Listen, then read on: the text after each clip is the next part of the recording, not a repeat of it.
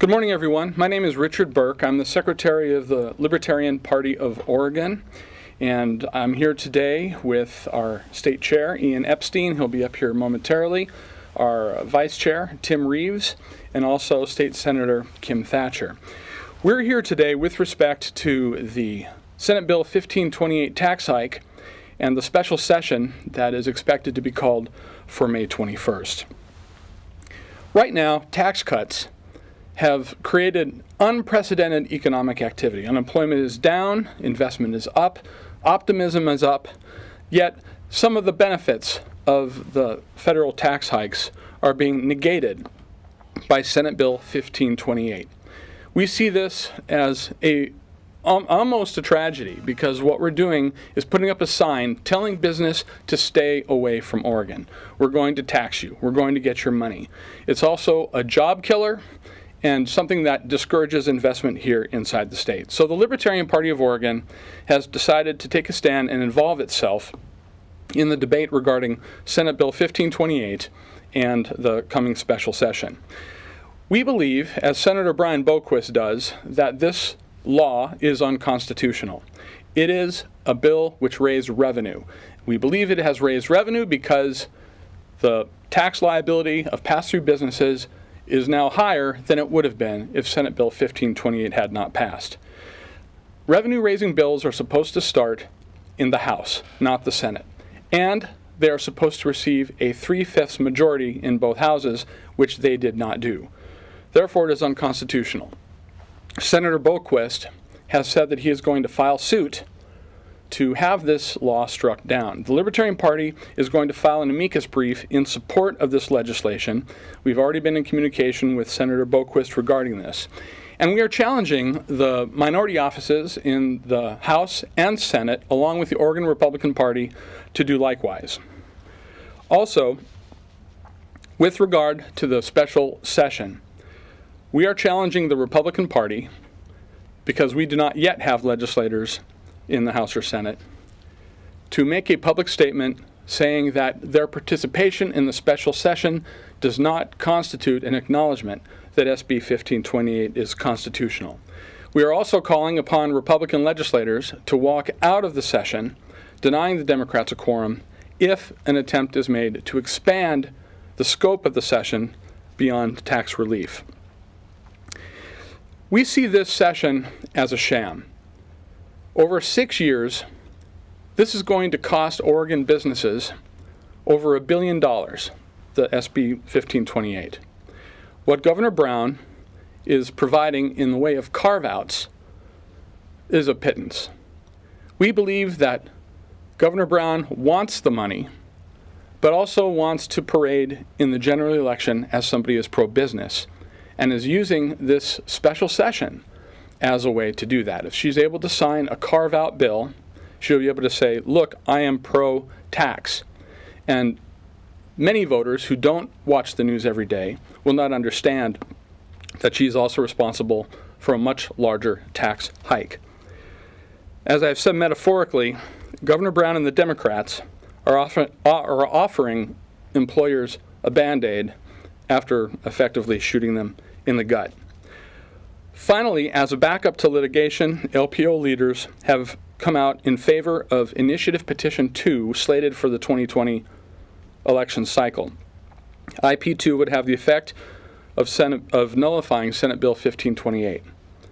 We also call upon the GOP, House, and Senate leadership, along with the Oregon Republican Party, to come out in favor of IP2, along with the Libertarians, and join us in gathering signatures for it and campaigning for it once it makes the ballot. Because Libertarians do not yet hold seats in the legislature, LPO leaders believe it is important that Republicans be as ardently fiscally conservative as they claim to be. If they are not, voters will look for alternatives on the ballot as they have in the past. But there are some Republican legislators who are rising to the challenge. We'll be talking to one of them in just a moment. But right now I would like to introduce Ian Epstein. He is chair of the Libertarian Party of Oregon. Come on up, Ian. Thank you, Secretary Burke. Our battle cry since our inception has been no taxation without representation, and I am profoundly disappointed in Oregon, as a native-born Oregonian, that there are people in the rest of Oregon who aren't represented here. I've been speaking with small business owners, other people out in rural America. This is a severe disappointment. They are just as deserving of representation. We will get no special legislation, no special session to help these people outside of the political cliques that govern us today. They are just as deserving as the people of Salem. I am most grateful to those persons who stand on board with us for the causes of liberty in keeping check on expenditures and unjust taxation in our state, and I thank them most dearly from the bottom of my heart. Yeah. State Senator Dennis Linthicum decided to participate in this press conference by means of a written statement, and I'll read it at this time.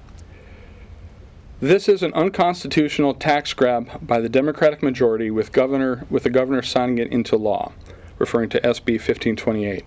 Under the Oregon Constitution, bills to raise tax revenue must originate in the House of Representatives and receive a 3/5 majority from both chambers. Senate Bill 1528 passed with a simple majority, with all Republicans voting against it. With an effective state tax of 7.7%, these hardworking Oregonians already pay a higher tax rate than large Oregon C corporations. In my view, SB 1528 represents the Democrats' majority's official assault against small businesses, owners, and operators. The sad truth is, Oregon's fiendishly unfriendly business environment will eventually push Oregonians to cut the wire, jump the fence, and escape to more business-friendly states. I stand with my constitutionally minded Republican and Libertarian colleagues to challenge this law in court. And that's from Senator Dennis Linthicum. And another Republican senator who's joining us in this fight is State Senator Kim Thatcher, who is also seeking the Libertarian cross-nomination for re-election. Thank you, Richard. You have to ask yourself, why is the governor only now calling us into a special session? Why now? Why couldn't it wait till the next session? Well, political posturing. That's all it comes down to. The state's Legislative Revenue Office estimated that the tax break that the governor has in mind would slash taxes between $11.5 million and $13.3 million in years to come. And that is good. We want that to happen. Better late than never, coming to the party on that. That is very nice. We are all for giving businesses tax breaks, even though it's a mere pittance in relation to basically the tax hike that the rest of the businesses are getting. Because when it comes down to it, a majority of the businesses in Oregon will not get a tax break. Their taxes, she took about $1 billion from small businesses compared with the $11.5 million to $13.3 million. That is a pittance, as was referred to later. And not to mention the part that it was unconstitutional because it should have originated in the House. I also stand with what the actions that Senator Boquist is undertaking in opposing this bill in court, questioning its constitutionality, and I will stand with them as well. But the point is, we are helping some businesses, and that will be good, but it will not address the majority of the businesses here in Oregon that were affected after the governor signed 1528. Thank you, Senator. The last person we have to speak today is our Vice Chair, Tim Reeves.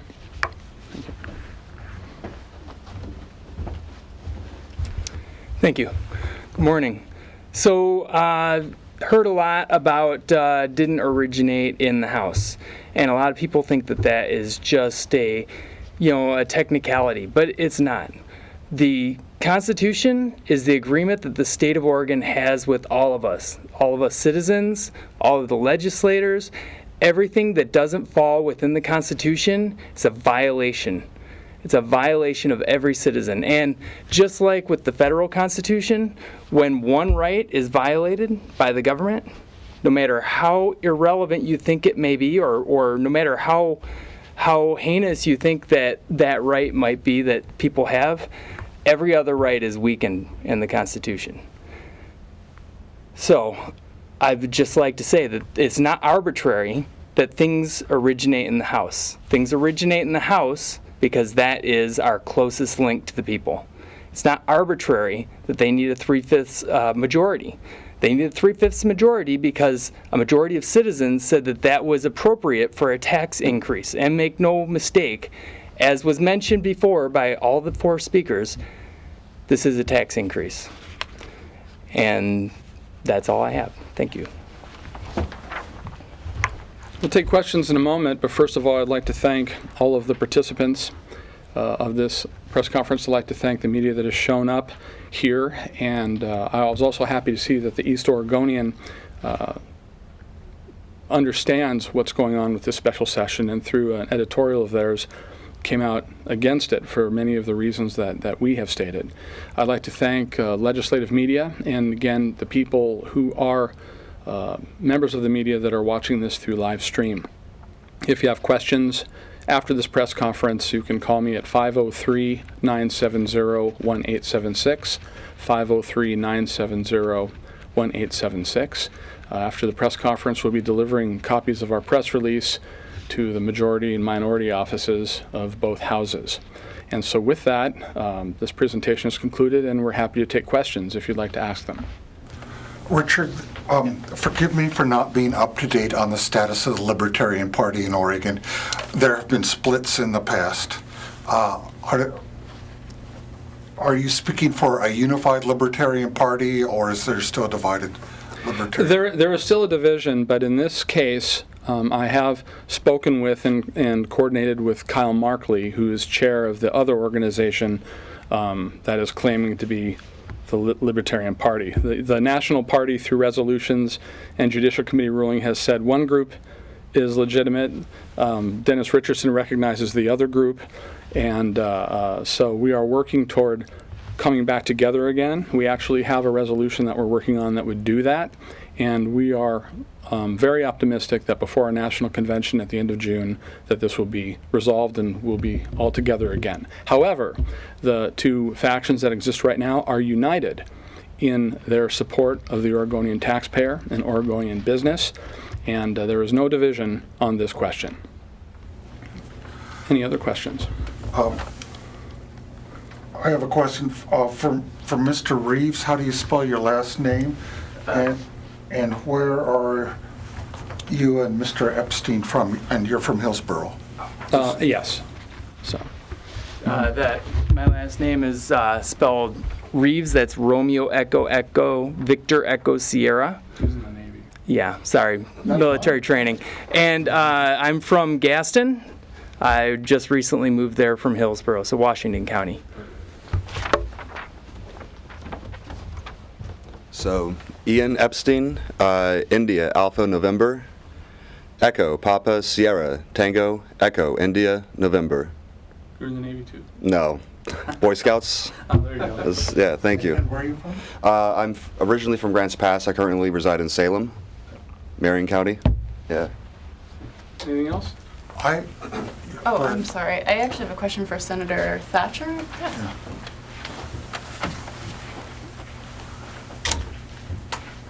I was curious if you'd spoken to other members of your caucus or had communicated with Senate leadership about this issue, and particularly whether you had heard of any attempts to expand the special session beyond the scope that the governor has indicated that she wants it to focus on.